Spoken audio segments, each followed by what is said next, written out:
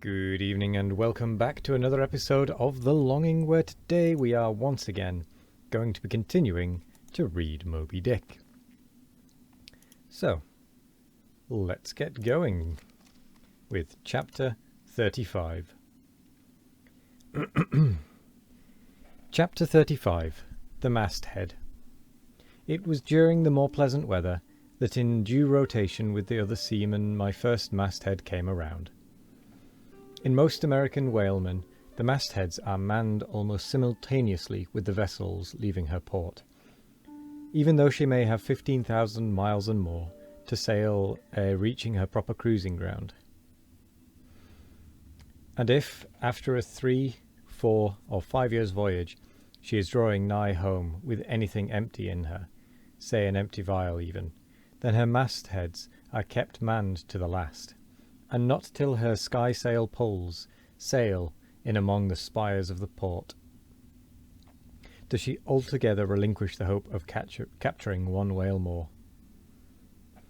Now, as the business of standing mastheads, ashore or afloat, is a very ancient and interesting one, let us in some measure expatiate. Let us in some measure expatiate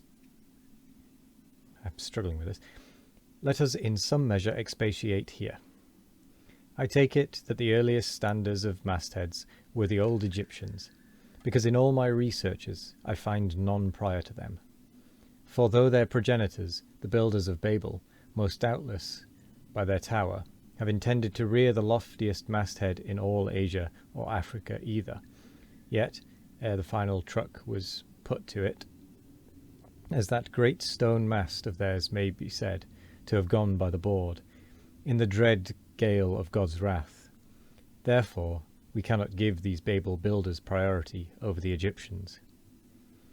And that the Egyptians were a nation of masthead standers is an assertion based upon the general belief among archaeologists that the first pyramids were founded for astronomical purposes, a theory singularly supported by the peculiar stair-like formation of all 4 sides of those edifices, whereby, with prodigious long upliftings of their legs, those old astronomers were wont to mount to the apex and sing out for new stars, even as the lookouts of a modern ship sing out for a sail, or a whale just bearing in sight.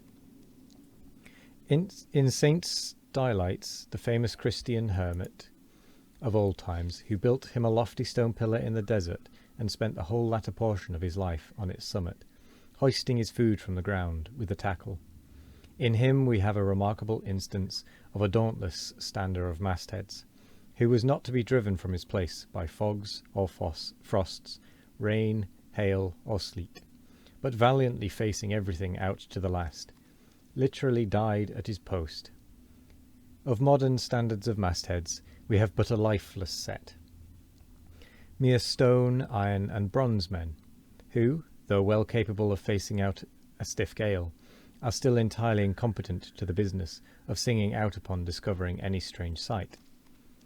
There is Napoleon, who, upon the top of the column of Vendôme, stands with arms folded, some 150 feet in the air, careless now who rules the decks below, whether Louis Philippe, Louis Blanc, or Louis the Devil. Great Washington, too, stands high aloft on his towering mainmast in Baltimore, and like one of Hercules' pillars, his column marks that point of human grandeur beyond which few mortals will go. Admiral Nelson, also, on a capstan of gunmetal, stands his masthead in Trafalgar Square, and ever when most obscured by that London smoke, token is yet given that a hidden hero is there. For where there is smoke must be fire. But neither great Washington, nor Napoleon, nor Nelson will answer a single hail from below, however madly invoked to befriend by their counsels and the distracted decks upon which they gaze. However it may be surmised that their spirits penetrate through the thick haze of the future, and descry what shoals and what rocks must be shunned. It may seem unwarrantable to couple in any respect the masthead standers of the land with those of the sea, but that in truth it is not so, is plainly evinced by an item for which Obed Macy, the sole historian of Nantucket, stands accountable. The worthy Obed tells us that in the early times of the whale fishery, ships were regularly launched in pursuit of the game. The people of that island erected lofty spars along the seacoast, to which the lookouts ascended by means of nailed cleats, something as fowls go upstairs in a hen house. A few years ago, this same plan was adopted by the bay whalemen of New Zealand, who, upon descrying the game, gave notice to the ready-manned boats nigh the beach. But this custom has now become obsolete. Turn we then to the one proper masthead, that of a whale ship at sea. The 3 mastheads are kept manned from sunrise to sunset, the seamen taking their regular turns, as at the helm, and relieving each other every 2 hours. In the serene weather of the tropics it is exceedingly pleasant, the masthead. Nay, to a dreamy meditative man it is delightful. There you stand, 100 feet above the silent decks, striding along the deep, as if the masts were gigantic stilts, while beneath you and between your legs, as it were, swim the hugest monsters of the sea. Even as ships once sailed between the boots of the famous Colossus at Old Rhodes, there you stand, lost in the infinite series of the sea, with nothing ruffled but the waves. The tranced ship indolently rolls. The drowsy trade winds blow. Everything resolves you into languor. For the most part, in this tropic whaling life, a sublime uneventfulness invests you. You hear no news, read no gazettes. Extras with startling accounts of commonplaces never delude you into unnecessary excitements. You hear of no domestic afflictions, bankrupt securities, fall of stocks, are never troubled with the thought of what you shall have for dinner, for all your meals for 3 years and more are snugly stowed in casks, and your bill of fare is immutable. In one of those southern whalesmen, on a long 3 or 4 years voyage, as often happens, the sum of the various hours you spend at the masthead would amount to several entire months, and it is much to be deplored that the place to which you devote so considerable a portion of the whole term of your natural life should be so sadly destitute of anything approaching to cosy inhabitativeness, or adapted to breed a comfortable localness of feeling, such as pertains to a bed, a hammock, a hearse, a sentry box, a pulpit, a coach, or any other of those small and snug contrivances in which men temporarily isolate themselves. Your most usual point of perch is the head of the topgallant mast, where you stand upon 2 thin parallel sticks, almost peculiar to whalemen, called the topgallant cross trees. Here, tossed about by the sea, the beginner feels about as cosy as he would standing on a bull's horns. To be sure, in cold weather you may carry your house aloft with you, in the shape of a watchcoat, but properly speaking, the thickest watchcoat is no more of a house than the unclad body, for as the soul is glued inside of its fleshy tabernacle, and cannot freely move about in it, nor even move out of it, without running great risk of perishing, like an ignorant pilgrim crossing the snowy Alps in winter, so a watchcoat is not so much of a house as it is a mere envelope, or additional skin encasing you. You cannot put a shelf or chest of drawers in your body, and no more can you make a convenient closet of your watchcoat. Concerning all this, it is much to be deplored that the mastheads of a southern whale ship are unprovided with those enviable little tents or pulpits, called crow's nests, in which the lookouts of a Greenland whaler are protected from the inclement weather of the frozen seas. In the fireside narrative of Captain Sleet, entitled A Voyage Among the Icebergs, in quest of the Greenland whale, and incidentally for the rediscovery of the lost Icelandic colonies of Old Greenland. In this admirable volume, all standers of mastheads are furnished with a charmingly circumstantial account of the then recently invented crow's nest of the Great Glacier, which was the name of Captain Sleet's good craft. He called it the Sleet's Crow Nest, in honour of himself. he being the original inventor and patentee, and free from all ridiculous false delicacy, and holding that if we call our own children after our own names, we fathers being the original inventors and patentees, so likewise should we denominate after ourselves any other apparatus we may beget. In shape, the Sleet's crow nest is something like a large tierce or pipe. It is open above, however, where it is furnished with a movable side screen to keep to windward of your head in a hard gale. Being fixed on the summit of the mast, you ascend into it through a little trap hatch on the bottom. On the after side, or the side next the stern of the ship, is a comfortable seat with a locker underneath for umbrellas, comforters, and coats. In front is a leather rack, in which to keep your speaking trumpet, pipe, telescope, and other nautical conveniences. When Captain Sleet in person stood his masthead in the crow's nest of his, he tells us that he always had a rifle with him, also fixed in the rack, together with a powder flask and shot, for the purpose of popping off the stray narwhales, or vagrant sea unicorns infesting those waters. For you cannot successfully shoot at them from the deck, owing to the resistance of the water. But to shoot down upon them, it is a very different thing. Now it was plainly a labour of love for Captain Sleet to describe, as he does, all the little detailed conveniences of his crow's nest.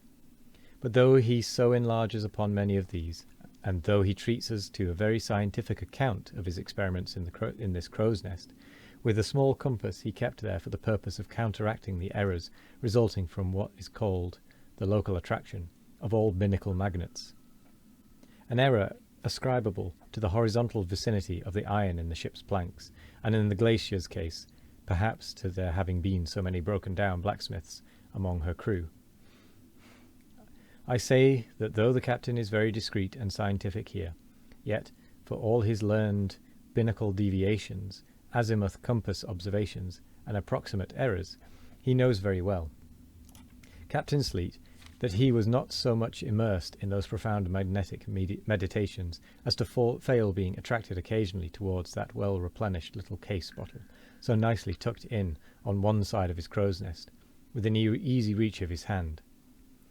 Though, upon the whole, I greatly admire and even love the brave, the honest, and learned captain, yet I take it very ill of him that he should so utterly ignore that case bottle, seeing what a faithful friend and comforter it must have been, while with mittened fingers and hooded head he was studying the mathematics aloft, there in that bird's nest, within 3 or 4 perches of the pole.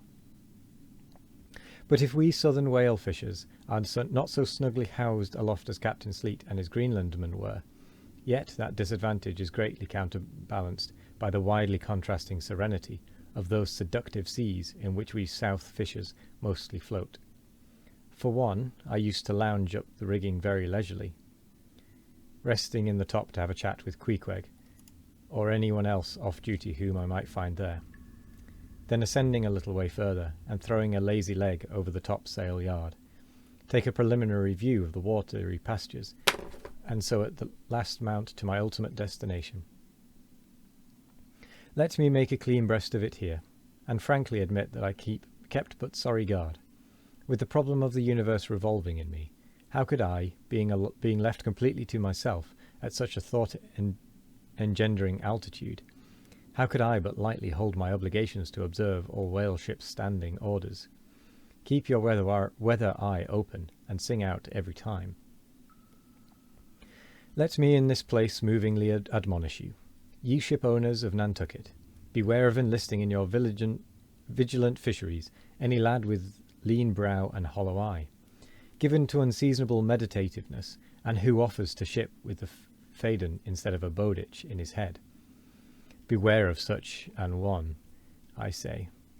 Your whales must be seen before they can be killed, and this sunken-eyed young Platonist will tow you 10 wakes round the world, and never make you 1 pint of sperm the richer. Nor are these monitions at all unneeded, for nowadays the whale fishery furnishes an asylum for many romantic, melancholy, and absent-minded young men, disgusted with the caretaking cares of earth, and seeking sentiment in tar and blubber. Childy Harold not unfrequently perches himself upon the masthead of some luckless, disappointed whale ship,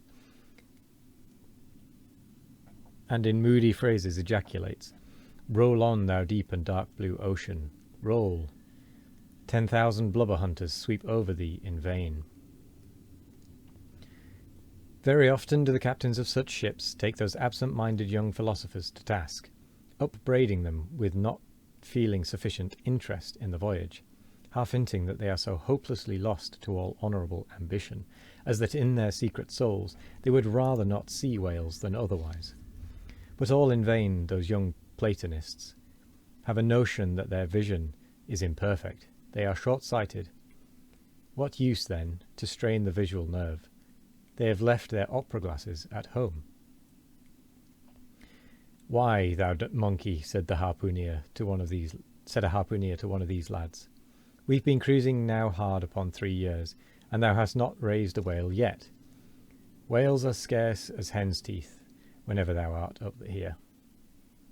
Perhaps they were, or perhaps there might have been shoals of them in the far horizon, but lulled into such an opium-like listlessness of vacant, unconscious reverie in this absent-minded youth by the blending cadence of waves with thoughts, that at last he loses his identity, takes the mystic ocean at his feet for the visible image of that deep blue bottomless soul pervading mankind and nature, and every strange half-seen gliding beautiful thing that eludes him, every dimly discovered uprising fin of some undiscernible form, seems to him the embodiment of those elusive thoughts that only people the soul by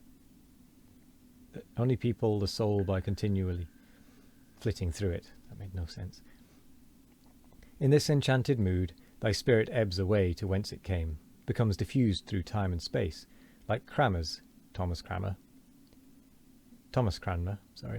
sprinkled pantheistic ashes, forming at last a part of every shore round the round globe over.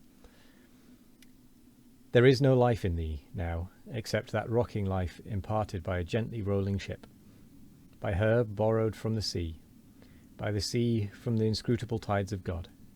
But while this sleep, this dream is on ye, move your foot or hand an inch, slip your hold at all, and your identity comes back in horror. Over Descartian vortices you hover, and perhaps at midday, in the fairest weather, with one half-throttled shriek, you drop through that transparent air into the summer sea, no more to rise forever. Heed it well, ye pantheists. And with that, we shall end that slightly longer episode there. So, thank you very much for joining me today. I hope you all have a wonderful morning, evening, afternoon, or night, no matter what time of day it is. I hope you all have a wonderful one of it. And as always, we will be back tomorrow for more of The Longing. Goodbye.